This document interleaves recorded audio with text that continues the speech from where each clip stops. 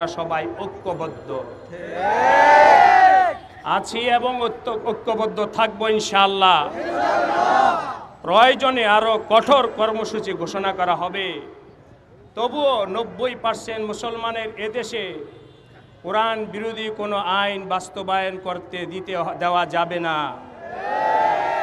কাজেই অন্তর্বর্তীকালীন সরকারের মাননীয় প্রধান উপদেষ্টা সহ সকল উপদেষ্টা মহোদয় এবং রাষ্ট্র পরিচালনায় নিয়োজিত সর্বশ্রেণীর কর্মকর্তাদের প্রতি আমাদের উদাত্ত আহ্বান, দেশকে ভালোবাসুন, দেশের জনগণকে ভালোবাসুন, দেশের ভবিষ্যৎ প্রজন্মকে আদর্শবান ভালো মানুষ হিসেবে গড়ে উঠুক সেই পদক্ষেপ গ্রহণ করুন।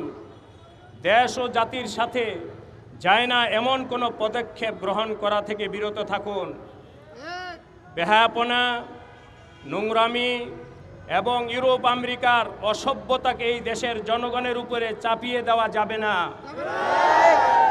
নারীকে বেশ্যাবৃত্তি, ট্রান্সজেন্ডার এবং সমকামিতার মতো পশুত্ব সুলভ নির্লজ্জতা থেকে বিরত রাখার চেষ্টা করতে হবে। আপনাদেরকে ফেরাউন, কারুন এবং নমরুদের ইতিহাস স্মরণ করে দিতে চাই। ক্ষমতা তাদেরকে রক্ষা করতে পারেনি। মনে রাখবেন, সকল ক্ষমতার মালিক একমাত্র আল্লাহ রব্বুল আলামিন। তাকে ভয় করুন, স্মরণে রাখবেন তিনি ছাড় দেন, ছেড়ে দেন না। কাজেই কোরআন বিরোধী সকল ষড়যন্ত্র প্রতিহত করুন। কোরআন বিরোধী কোনো ষড়যন্ত্রকে এদেশের মুসলমান সহ্য করবে না। প্রতিবাদ শুরু হয়েছে, আন্দোলন শুরু হয়েছে, দাবি আদায় না হওয়া পর্যন্ত এই আন্দোলন চলতে থাকবে ইনশাআল্লাহ। কোনো শক্তি তা ঠেকাতে পারবে না। আজকের মানববন্ধন থেকে সরকারের সংশ্লিষ্ট মহলের কাছে আমাদের দাবিগুলো হলো: 1 নাম্বার, অবিলম্বে নারী বিষয়ক সংস্কার কমিশনের প্রস্তাবিত কোরআন বিরোধী সুপারিশগুলো বাতিল করতে হবে। দ্বিতীয়, নির্বাচিত শীর্ষ মুফতিগণের মাধ্যমে সংস্কার কমিশনের সুপারিশগুলো যাচাই বাছাই করাইতে হবে। 3 নম্বর, সর্বক্ষেত্রে নারীর জান মাল সম্মান পূর্ণ নিরাপত্তা নিশ্চিত করতে হবে।